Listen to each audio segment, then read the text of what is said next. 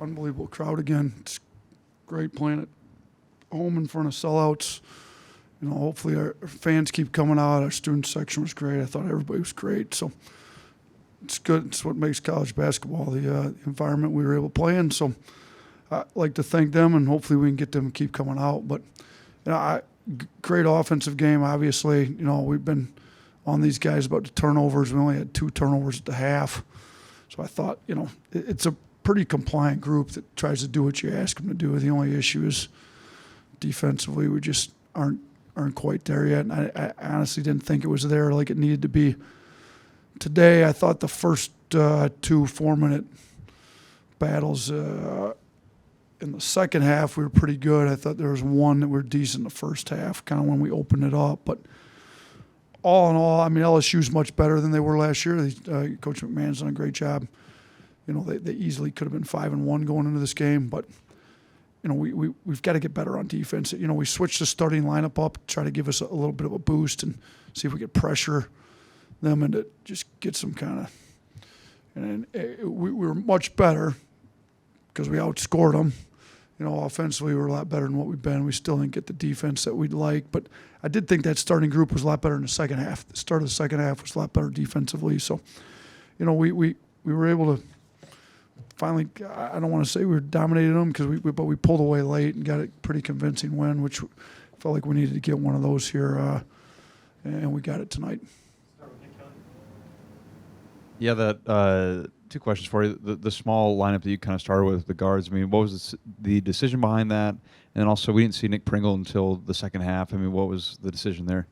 Yeah, we needed to make a change in the starting lineup. Our starts have been disastrous, like the start of the first half and the start of the second half, game after game after game. I kind of kept warning those guys. So we made a change. I thought Trelly's been good in the lineup. I thought Ryland came off the bench but played great. So, I thought those 4 guards were kind of playing our best. Grant's been playing well. We just put the guys that have been playing best in. And then, I played the guys we felt like gave us the best chance to win the game at the appropriate times in the game. So Nick gave us some pretty good minutes in the second half, but I played the guys I thought would give us the best chance to win. It worked out pretty well tonight. Yeah, Coach, that's the 6th 100-point game of the season. That's a program record. Just what does that say about your offense and its capabilities? Yeah, we should have had 8. Shoot, I put the walk-ons in with 99, I think, against Oregon and 98 against, was that Mercer? Yeah, we can score the ball at a high clip. Obviously, we play fast, efficient and fast. Now it adds up to 100-point games. Says we've got really talented players that are unselfish and move the ball. Look at our assists. We had 23 assists. Look, Estrada was pushing a triple-double again with 18, 7, and 6. Sears had 5 assists. So you put together really talented players, put them in a system that accentuates their strengths, play fast, be efficient, you end up with 100-point games. And it'd been nice if we had 2 more, but hopefully it's not our last one this year. Yeah, what happened that led to that technical in the first half? With me? Yeah. I didn't like the calls that preceded it. I thought, if you got one call on one end and another call on the other end, and I thought Aaron got fouled on the turnover and the call on Grant was a little soft, but I could be wrong. I might, when I go back and look at the video, I won't be the first time I'm wrong about some calls. So sometimes we need a little energy too. I thought the crowd got a little energized after that. Sometimes it helps. You go on a run to close the half, and we went on a little bit of run there. Not enough, but enough. We ended up with a 6-point lead at the half. It seemed like a lot of the open looks that LSU got from 3 came from the baseline corners.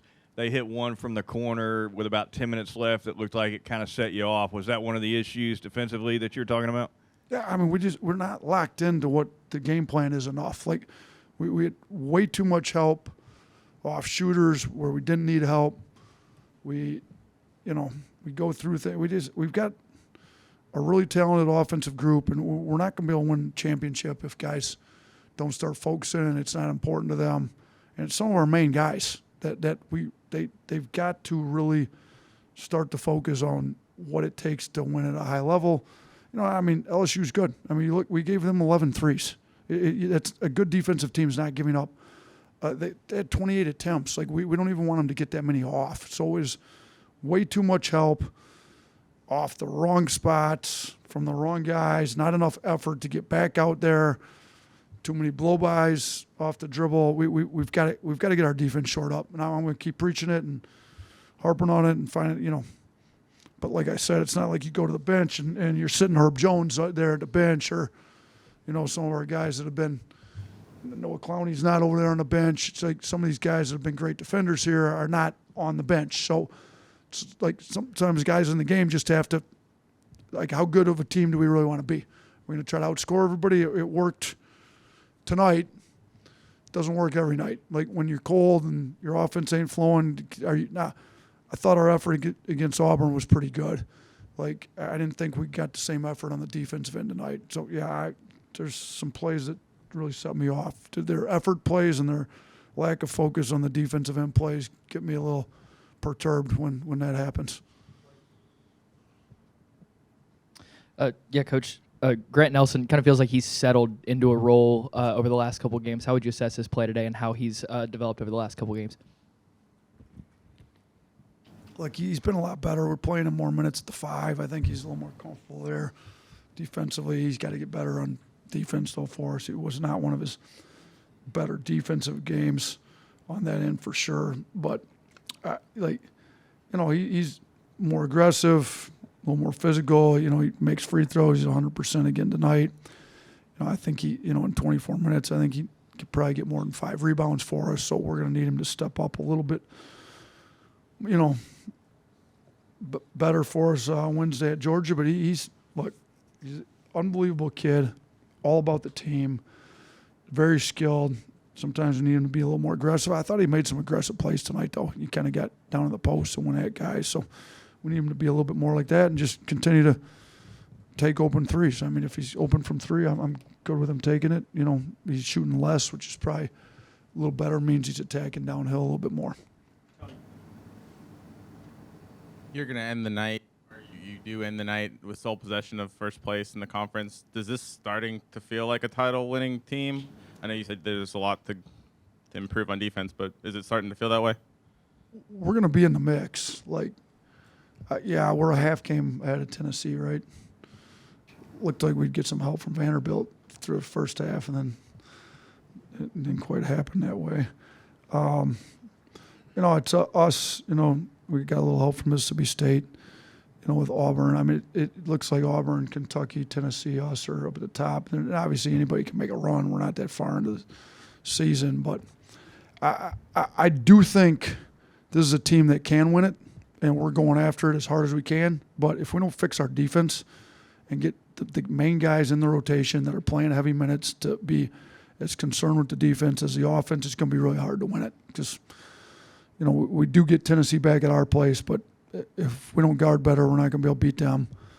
We got to go to Auburn yet. If we don't guard better, we're not going to win a road game at Auburn. There's some other really good games on this time. We got Kentucky yet. Like we got to play at Kentucky.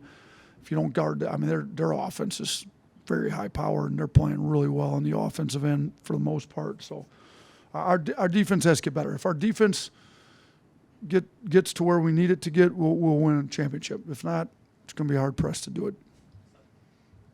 Hey, Coach, we saw Davin Cosby get a lot of minutes early in this game and made a real impact on the offensive and defensive end. What have you seen from him in practice recently that earned him those minutes? Yeah, I mean, that was part of what I was talking about earlier. We played the guys that gave us the best chance to win the game. I thought he's played hard in practice. His attitude's always been great. He's never lost his confidence on offense. I always feel like if I put him in, he's going to make shots and, play well. Again, I look to the bench, and there's no real defensive stoppers. I think he's been trying to be better on defense. For the first time all year this week, he won the blue-collar points in practice. We chart all that in practice every day. So he won it in practice once this week. I told him just do what Mo Diabate did. Mo Diabate was not in the rotation. Week after week after week, he's one of the hardest playing guys in practice every single day, and we needed some toughness with the team, and Mo's earned himself minutes in the rotation now. So It's what I challenged Davin to do. I thought he did it for a day this week. You know, we went 2 pretty hard days in practice, and he was pretty good on one of them. So thought I'd reward him with some minutes, and I thought he did well with them.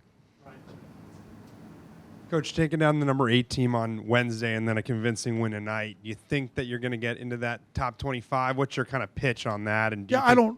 Go ahead. Sorry, finish. You're good. I don't really care, to be honest with you. Like, we honestly, I just assume not be ranked. I think sometimes our guys play a little bit better with a chip on their shoulder. You know, I've told them, like, the analytics have had us top 10 all year. We got to figure out how to win games. Our resume needs to look better. We need quad 1 wins. You know, on the road at Georgia, it's probably going to be a quad 1 game. You know, I don't think this one was here. You know, they're not for a home game, but we need to go get some quad 1 wins and get our seeding up for the tournament.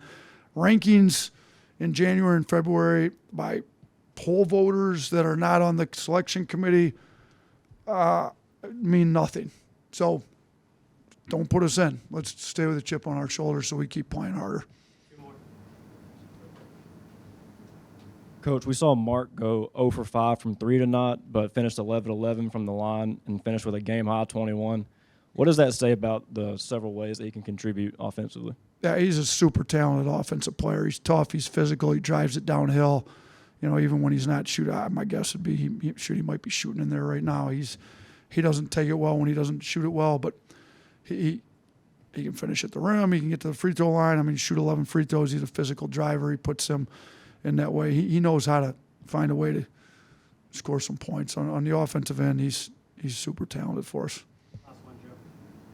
Yeah, on that same note, you already kind of talked about Aaron Estrada a little bit, but he started the game 1 of 6 from the floor, but finished with 18, 19 points. After not having a great game in a rivalry game against Auburn, just talk about what he brings to the table and his ability to bounce back tonight. Yeah, look, I love Aaron. He's tough. He's gritty. He's a competitor. You know, I just trying to encourage him. Like, you know, he's got to get his confidence back. I mean, you saw what he did the first half of the first game of the year. I mean, he looked like he's going to be pushing triple doubles and scoring 20, 30 every night. But you know, Steph Curry's best shooter maybe in the history of basketball. He goes through slumps. I think Aaron was going through a little bit of a slump, needs some confidence boost. So every shot he missed, like, just kept cheering him on. I thought he was playing super hard. I mean, he ends up leading us in rebounding tonight. He had 6. I mean, he led us in assists with 7, and shoot was 3 points away from, you know, Sears had 21, Aaron had 18. So I thought Aaron played great. That's how we need him to play. He led the team in plus minus with plus 28, you know, in the 31 minutes he was in the game. He won the hard hat, had the most blue collar points by a long shot. So I thought he was great. And you know what? He's liable to go 5 for 6 in his first 6 shots the next game. You know, offense comes and goes a little bit. That's why we got to develop a defensive mindset around here. And I thought he had a pretty good one tonight. Thank you, Coach. All right, thanks. You guys have a good weekend.